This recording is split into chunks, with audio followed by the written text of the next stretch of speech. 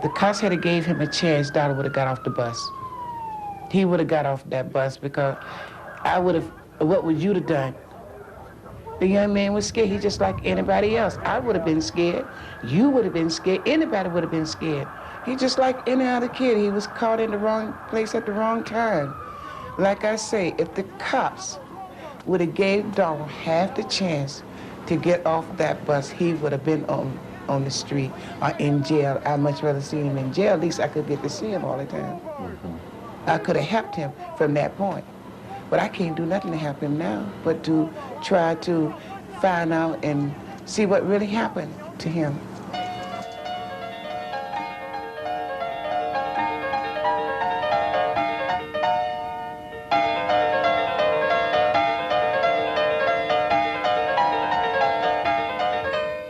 On the evening of January 31st, 1989, 19-year-old Donald E. Johnson was shot and killed by police following a 17-minute car chase through the streets of Boston. Nearly 4 months later, the state's investigation of the shooting is closed. The conclusion justified the use of deadly force that evening based on eyewitness reports that Donald's erratic operation of the bus and failure to stop posed a threat to life and property.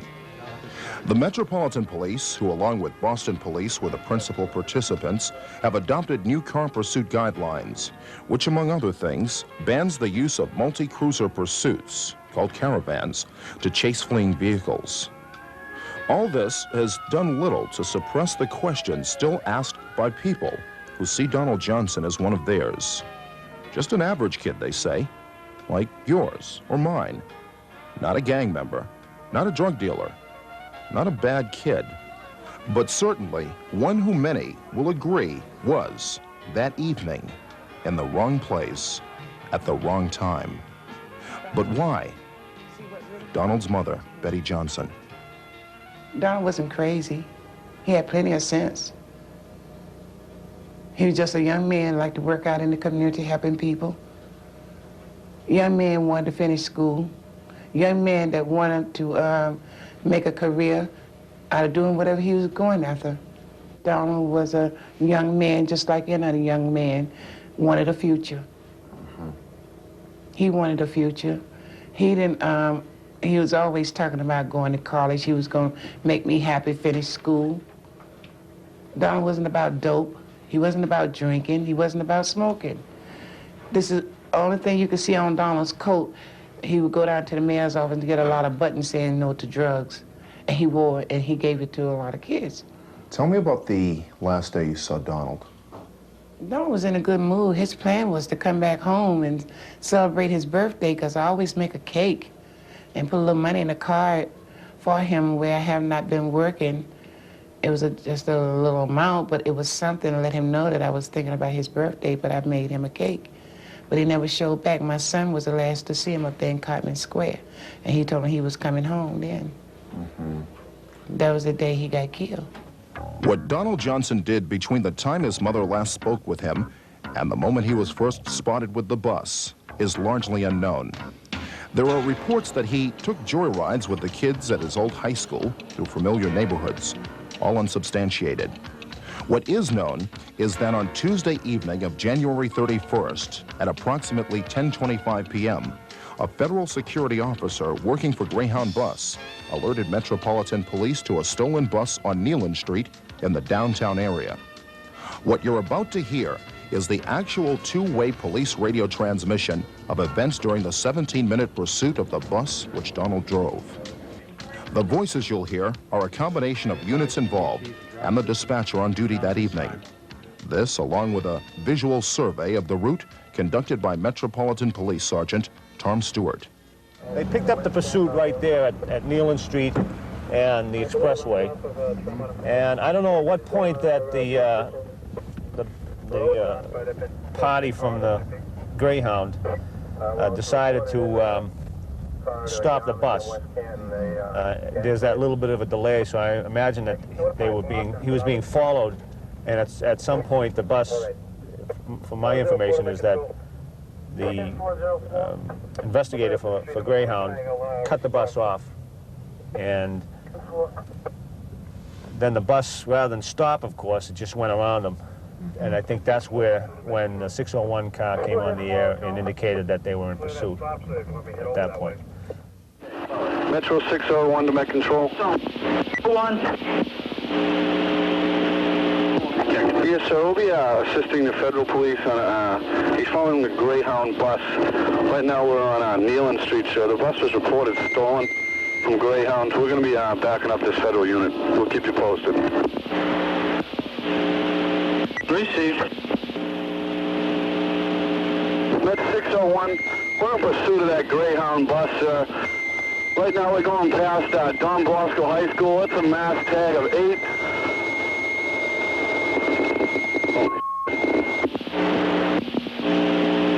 10-461, your speed? 10-4, sir. Right now my speed is only 35 miles an hour.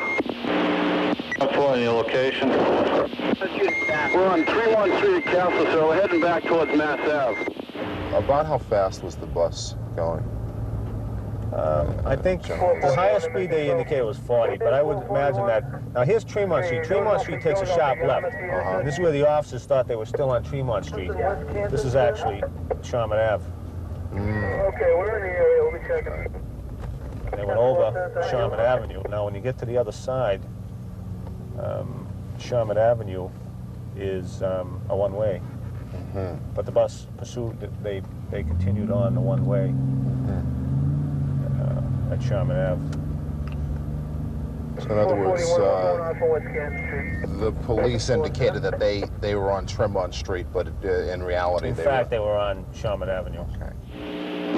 415, are they inbound or outbound on Tremont? Headed back towards Mass Ave. Just passing Worcester Street. 4.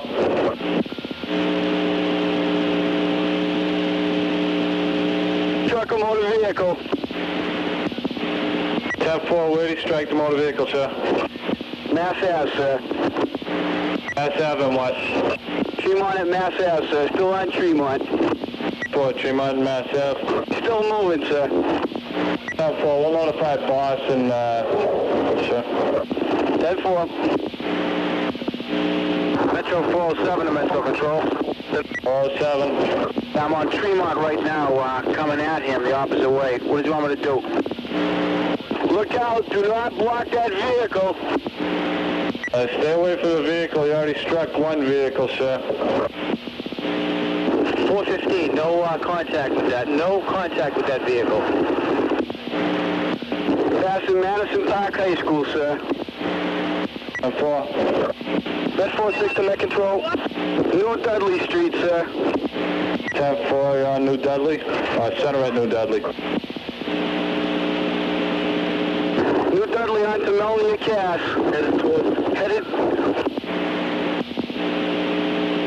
into Mass Ave again, sir. 4. That's 603. I'm at Mass Ave in Melnia. At 10-463, use caution. He's already struck a vehicle. Franco 3, I'm going to have him.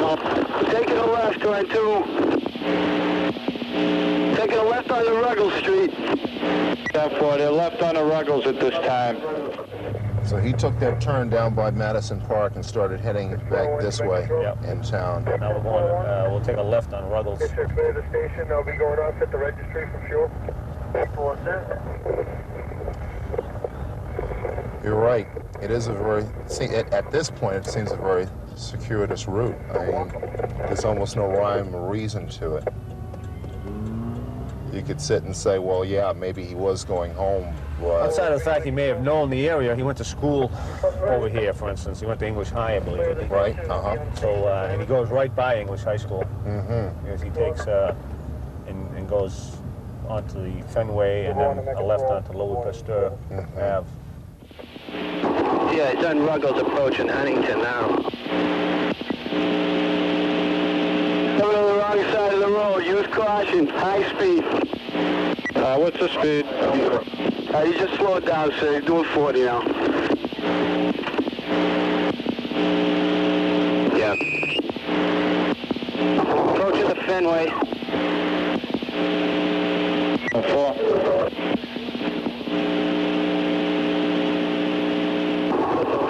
6-1, he's approaching Longwood now. 6-1, stay with that. You initiated it. And 4. Left on Wood Ave. Left on Longwood, approaching Huntington. 10-4. Yeah, 402, I'm on Huntington, approaching Longwood. 4.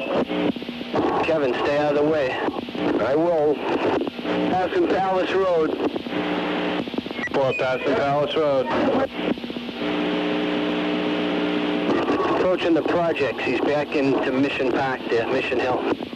Here's a turn right here that he made. All right, now I'm sure there was probably no cars here, but he had to go this way and then this way.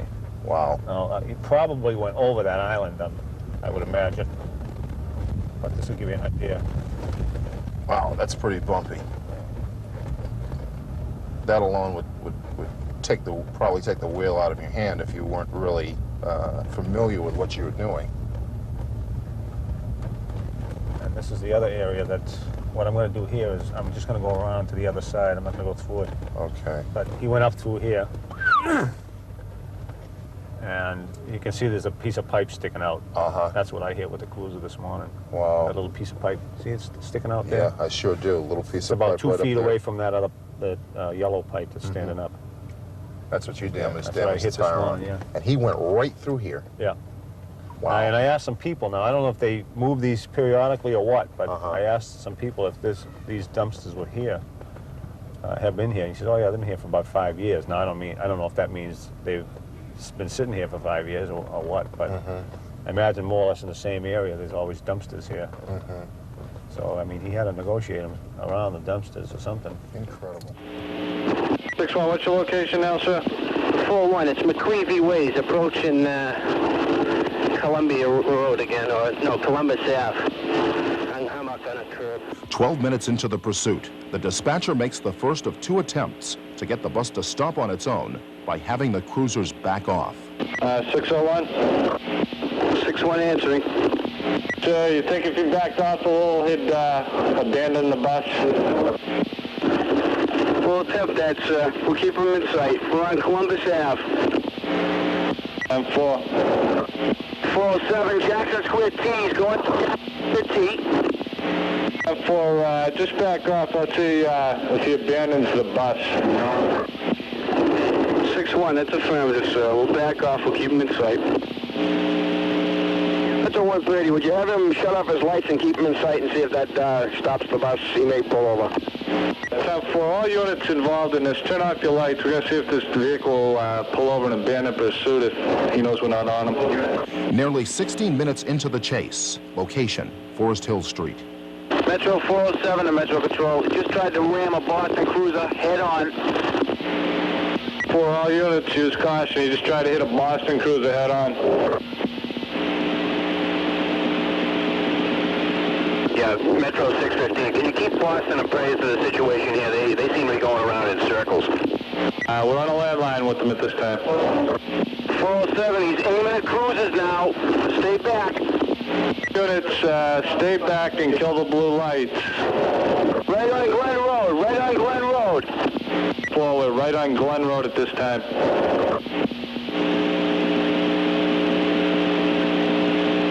Left on Rocky Nook Court. Oh, left on Rocky Newt Court.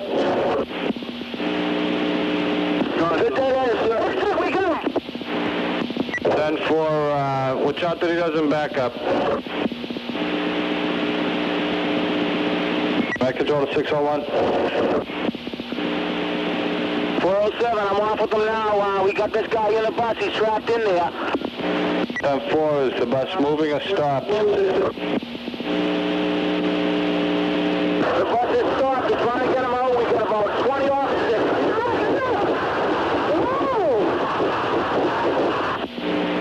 415, we're on there. Have them all back off. 615, he's hit about 5 cruisers. Everybody back off. Everybody back off to the scene. Kill those blue lights. Units, back off and kill the blue lights. Kill him. I heard this loud crash, and I immediately came out to look out the window because I had placed a refrigerator outside for the trash to take the next day. and I thought someone was playing around with it. But when I got to the window, what I saw was a good-sized bus standing right in front of that shed over there. It was sitting right against it towards the outside corner there, and it was basically surrounded by police officers. My memory right now can't recall how many were there at the spot, but there were quite a few, mostly around this side over here and towards the back, and I saw a few more going on the other side. It was something that you'll probably see in a movie, and don't expect that to happen in your street, not around the time of the evening. But there was a lot of commotion. There were a lot of people coming toward the bus, a lot of police officers. The bus was completely stopped at the time that I first looked at it, and it was dark inside, so you couldn't see who or what was in there at the time. Within, I guess, a few seconds, a minute or two, the bus started rolling back from what it was, and I thought it was impossible for anybody to try to that because there were cars right behind it. There was at least one car and a few more cruisers behind it, and it started rolling back out of the street, and I thought at the time that it was, whoever was there was not going to be able to make it because there were too many cars behind it. Apparently, the bus did get out of the street by backing up out of the street. It went up towards Glen Road and turned around and went towards Forest Hills. But I guess before that, our sense was that there was something really wrong going on. The police officer had the bus surrounded, and it was trying to back out of the street, and that's when they started shooting at it. I mean, I heard the first few shots probably while I was coming back towards the front window.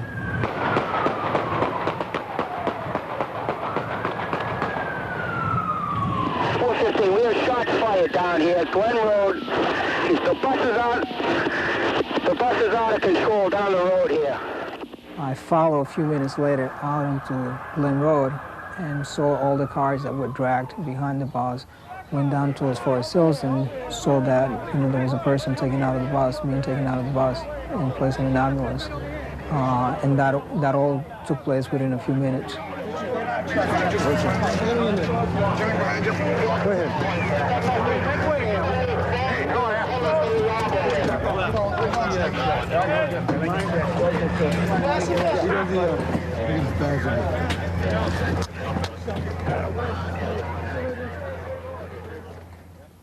The destruction that occurred here on Rocky Nook Terrace that evening has disappeared, almost without a trace. What remains are the questions, simple yet bothersome questions, some about the police. Why didn't they disable the vehicle? Was the pursuit handled properly? And the larger, more nagging issue of Donald's.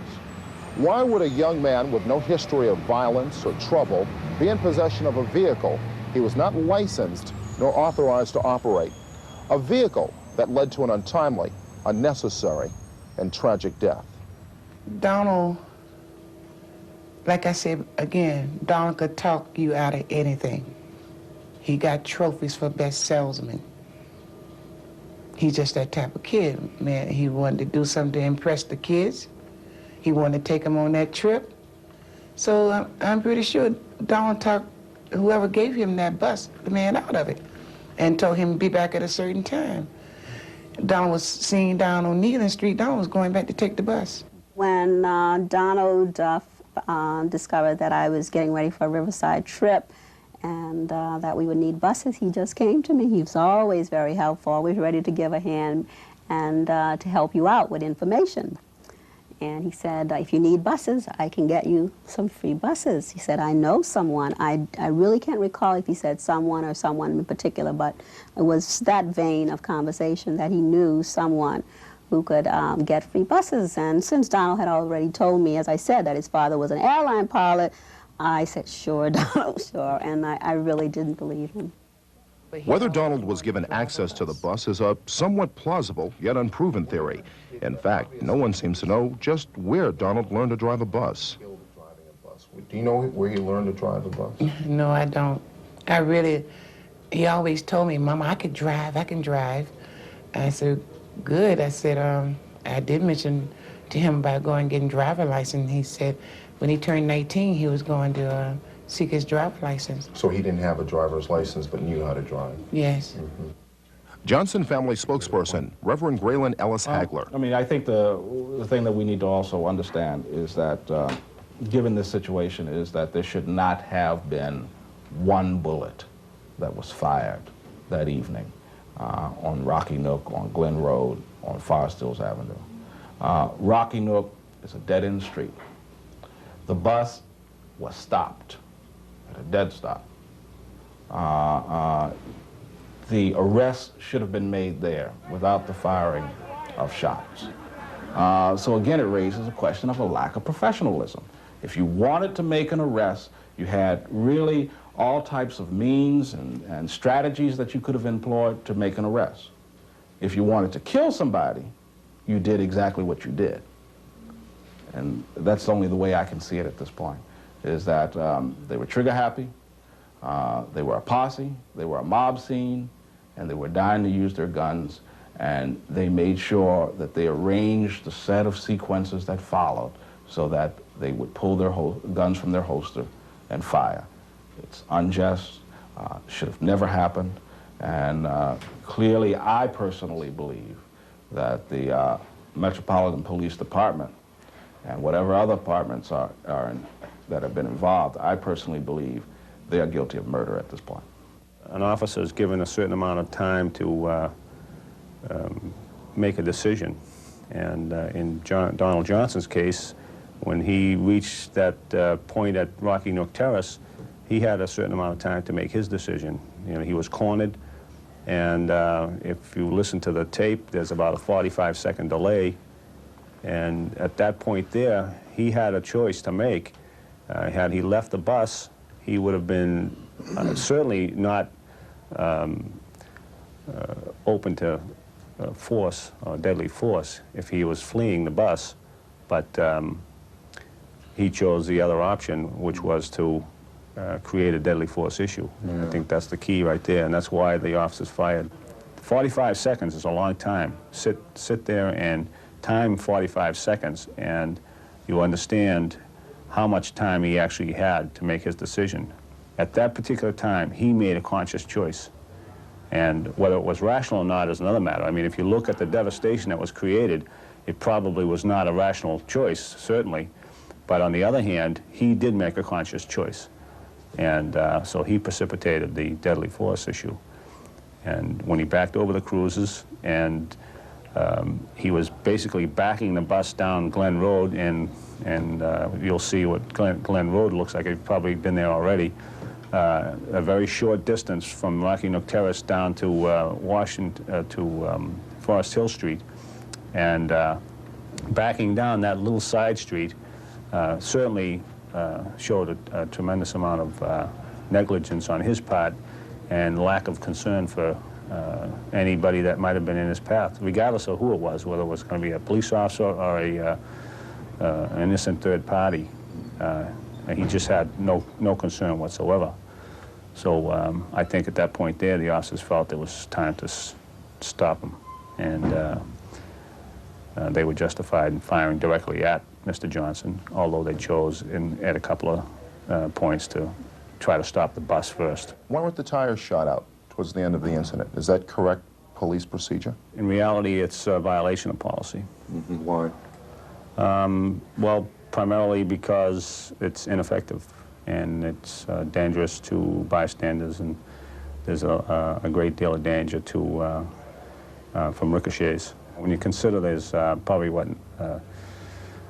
40 pounds of pressure, I'm not even sure what a bus has, but you take a bus probably has a 12-ply tire on it, and steel belted and whatnot. And a lot of those tires have self-sealing features too. Mm-hmm. So that if you do puncture the tire, it's not going to go flat. Mm-hmm. So for the most part, it's ineffective to shoot at the tires. To be perfectly honest, that in the investigation, 2 of our officers actually did fire at the bus tires. How much do you think frustration on his part entered into his That's an important question. I mean, when you talk about black youth of Boston or any inner cities today, frustration has to be probably one of the, most important factors, especially when people like myself who are involved with these young people every day and also who happen to live in their community with them, besides being one of their teachers. And I see, that type of frustration, especially among the brighter students who just give up and drop out. And for Donald, his frustration seems to have taken an outlet. I'm sure for a young man like Donald, it must have been very frustrating to want to achieve so much, because you could see that he wanted to be somebody. He really wanted it badly. Director of the Boston Community Schools Youth Outreach Program, Charlie Rose. Donald was one of our first peer leaders in the Mattapan area when we first started the program in Mattapan about 2.5 years ago, 2 years ago. And a peer leader is? A peer leader is a young person between 13 and 18 years old who wants to get involved in their community. And we have a real mix of kids. Some kids are having real difficulties, and some kids are more of your leadership, quote-unquote, leadership type kids. And the idea is that anybody's eligible to be a peer leader as long as they're motivated to do the job. I like Donald. I liked him a lot. Donald was a young person, like a lot of teenagers in this city and in this country, who has a lot of dreams. And like a lot of them, he was confused about how to reach his dreams. And I think that a lot of teenagers are confused about what road to reach your dreams. But he had a lot of ambition and a lot of dreams, and I think I'm really going to miss him.